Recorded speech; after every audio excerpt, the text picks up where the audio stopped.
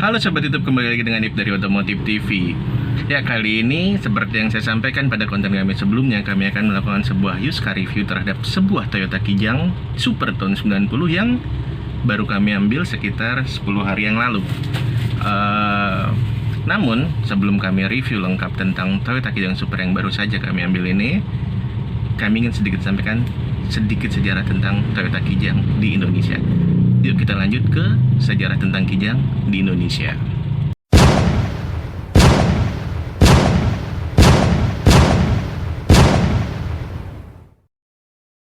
Kijang merupakan singkatan dari Kerjasama Indonesia dan Jepang. Gagasan dari Bapak Haji Muhammad Yusuf Kala pada waktu itu. Kijang resmi diluncurkan pada tahun 1977 oleh Bapak Presiden Soeharto. Kijang generasi pertama ini hadir dengan mesin 1166 cc atau 1200 cc dan 4 percepatan. Kijang generasi pertama juga disebut sebagai Kijang Buaya yang hadir dalam versi pick-up dan angkutan umum pedesaan kala itu. Selanjutnya pada tahun 81 Kijang mengeluarkan generasi keduanya yang juga sering disebut Kijang Doyok atau Kijang KF20. Kijang generasi kedua ini merupakan penyempurnaan dari Kijang generasi pertama tentunya. Dapat dilihat dari model yang lebih manis, namun tetap menggunakan lampu bulat dan tetap diproduksi hanya dalam bentuk pick-up dan angkutan pedesaan saat itu. Dan pada tahun 84 Kijang melakukan facelift di bagian lampu dan grill depan. Selain itu, Kijang juga melakukan penambahan jenis mesin yaitu 1500 cc dengan 4 speed percepatan. Dan mulai tahun 84 Kijang sudah melakukan produksi untuk jenis minibusnya. Dan di tahun 86 Toyota mengeluarkan generasi ketiga dari Kijang yang juga disebut sebagai Kijang Super. Kijang Super ini dibekali dengan mesin 1500 cc dan 5 percepatan. Kijang di tahun 86 atau Kijang Super ini sudah hadir dengan varian minibus dan pickup. Bahkan pada era ini muncullah berbagai karoseri untuk Kijang. Sebut saja mulai dari Kijang Jantan, Rover, Hobart, Kencana, dan lain-lain. Setelah 5 tahun tepatnya di tahun 92 Kijang melakukan facelift, yaitu dapat dilihat dari lampu grill depan, bumper depan, fender kiri dan kanan, serta lampu dan bumper belakang. Untuk sektor interior, ada perubahan pada dashboard yang sudah menggunakan dashboard sedan, power window, serta AC yang sudah menggunakan double blower. Serta pada saat itu juga Astra mengeluarkan 2 varian baru yaitu Kijang Grand Extra dan Kijang Super G. Dan di tahun 95, Kijang kembali melakukan facelift pada grill depan dan penambahan tenaga menjadi 1800 cc. Dan pada tahun 97, Kijang mengeluarkan generasi terbaru yaitu generasi keempat, yang juga sering disebut Kijang Kapsul. Kijang ini menggunakan 2 varian mesin yaitu 1800 cc bensin dan 2400 cc diesel. Kijang Kapsul merupakan varian yang sangat berbeda dibanding Kijang-Kijang sebelumnya karena terlihat banyak kemewahan dibanding Kijang sebelumnya, yang juga dapat dilihat dari jenis jok yang berbeda, bahkan jok baris kedua dan baris ketiga dapat dilipat hingga menjadi rata lantai dan dapat memuat barang yang sangat banyak. Setelah 3 tahun, tepatnya di tahun 2000, akhirnya Kijang melakukan facelift pada Kijang Kapsul ini, yang terlihat pada perubahan grill dan lampu depan, serta mesin yang sudah menggunakan injection atau disebut dengan EV. Dan pada di tahun 2002, Kijang kembali melakukan facelift yang hanya terlihat pada grill depannya saja yang tadinya bergaris horizontal menjadi vertikal, namun tetap dengan menggunakan mesin yang sama. Dan pada tahun 2005, Toyota mengeluarkan Kijang generasi kelima yang diberi nama Kijang Innova. Kijang Innova lahir dengan beberapa tipe, dimulai dari tipe J Business, J, E, G, G Luxury, V, dan V Luxury untuk tipe paling atas. Untuk mesin, ada 2 tipe yaitu mesin bensin dan mesin diesel dengan transmisi manual dan otomatis. Untuk tipe bensin, Innova dibekali dengan mesin 2000 cc, sedangkan yang diesel dengan tenaga 2500 cc. Nah, untuk apa saja perbedaan dari semua tipe yang tadi sudah saya sebutkan, Sobat YouTube bisa googling sendiri ya perbedaannya.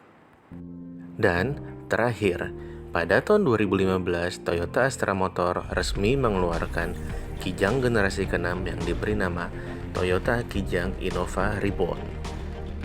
Nah, Sobat YouTube, untuk apa saja spek dan fitur yang terdapat pada Innova Reborn ini, Sobat YouTube bisa cek sendiri ya pada caption yang tertera pada video berikut.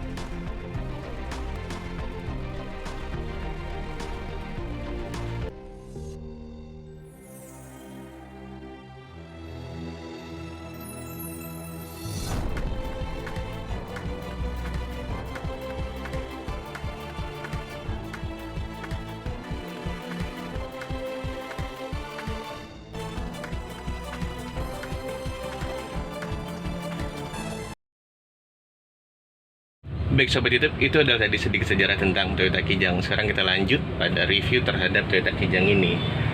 Pertama kita akan coba duduk di bagian dalam paling belakang, yang sering sekali disebut sebagai bagian dari kasta terendah dari sebuah keluarga. Untuk Toyota Kijang Super ini, posisi duduk paling belakang face to face, jadi berhadapan-hadapan seperti angkot. Jadi posisinya seperti ini.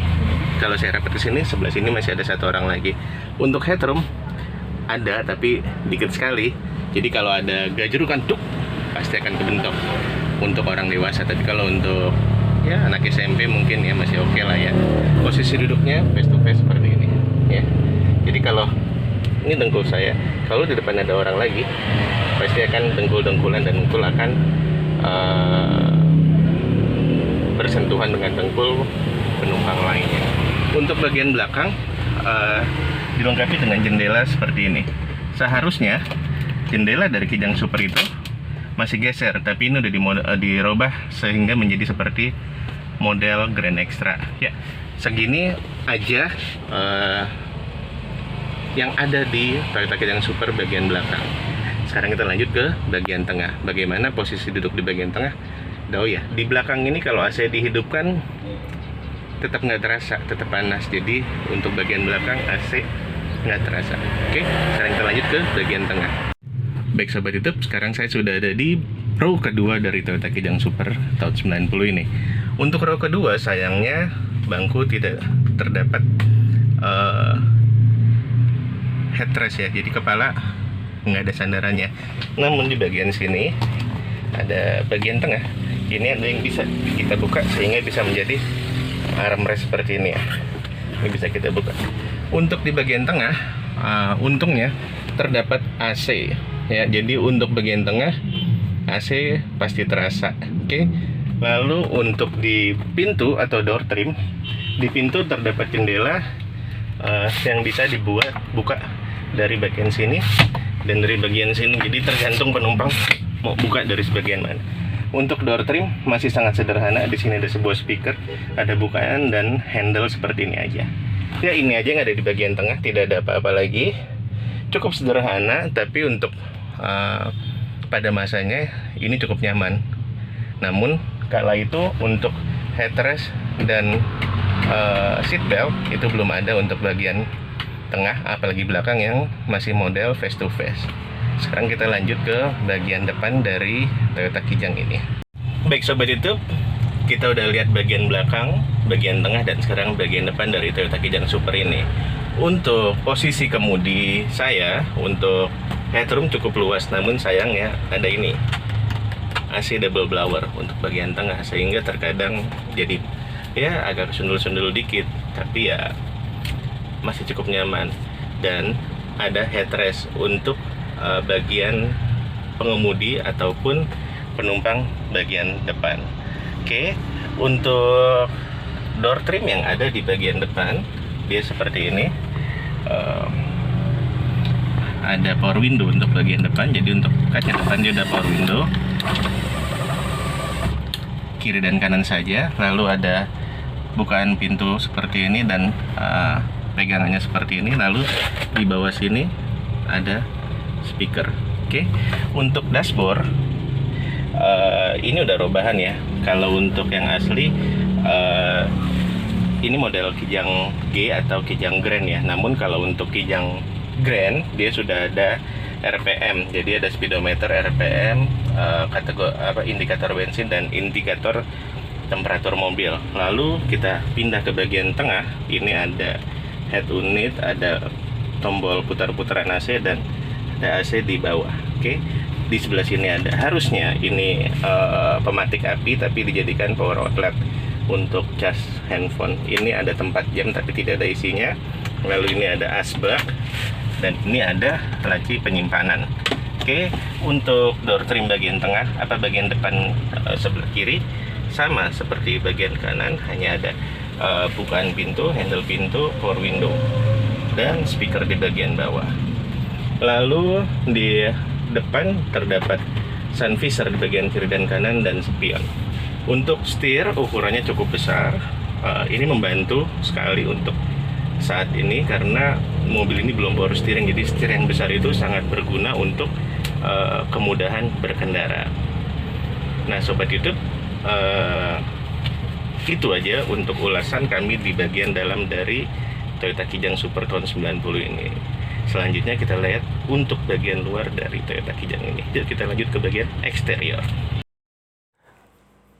Baik sobat YouTube, ini adalah eksterior dari bagian belakang Toyota Kijang Super tahun 90 ini. Dapat kita lihat ada logo Toyota Triple Ellipse di sini yang seharusnya tidak ada, dan tahun segitu logonya belum begitu ya, dan tulisan Kijang ini harusnya di bawah, dan di atas plat harusnya ada lampu penerang plat untuk malam hari. Ini bagian dalam dari row ketiga yang joknya model face to face atau hadap-hadapan seperti angkot yang muat untuk 4 orang karena ini versi long atau KF50. Dan ini adalah lampu belakang yang sudah diganti menggunakan model Crystalline. Dan bumper belakang juga sudah diganti menggunakan model Grand Extra atau Super G. Selanjutnya dari bagian samping dapat kita lihat jendela row ketiga yang sudah diganti, yang seharusnya model geser menjadi seperti ini, modelnya Grand Extra atau Super G. Dan ini sekilas kita lihat bagian dalam dari row kedua. Kita dapat lihat joknya cukup enak dilihat karena sudah di backlight menggunakan MBTEC. Dan di row kedua sudah ada AC double blower. Untuk door trim juga sudah di backlight lagi menggunakan MBTEC sehingga terlihat lebih clear ya, bersih.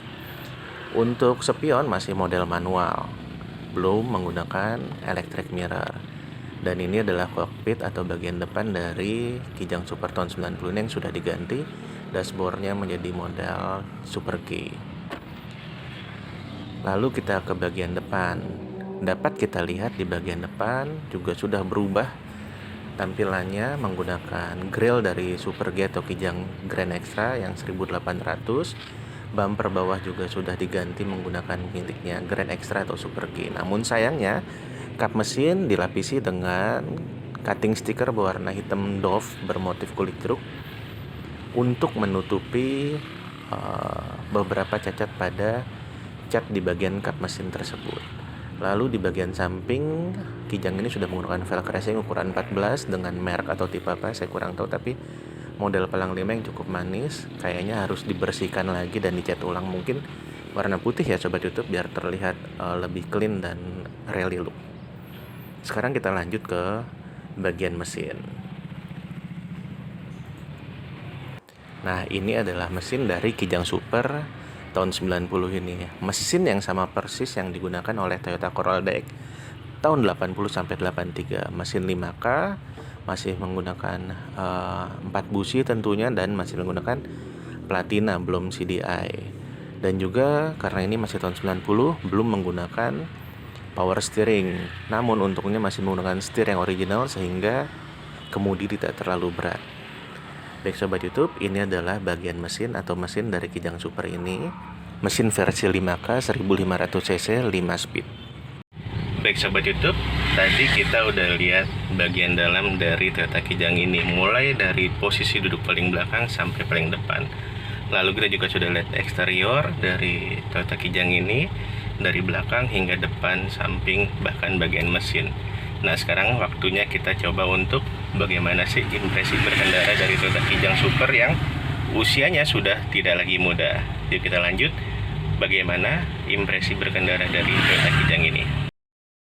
Sekarang kita coba mulai test drive Toyota Kijang ini, mulai masuk dari gigi 1. Oh ya, persneling dari Kijang, ciri khasnya itu dia sangat panjang dari bawah situ sampai atas sini.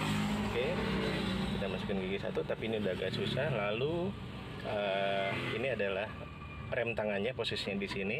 Sayangnya speedometer mati, yang hidup cuman bensin dan temperatur.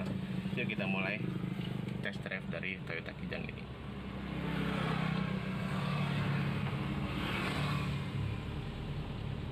Oke, untuk sobat YouTube yang sudah pernah menggunakan Toyota Kijang pasti tahu rasanya berkendara Toyota Kijang. Kalau kita baru saja masuk gigi 1, mungkin baru di speed sekitar 20, suara akan mengaung, lalu kita harus pindah gigi 2. Ya, untuk perpindahan gigi masih enak,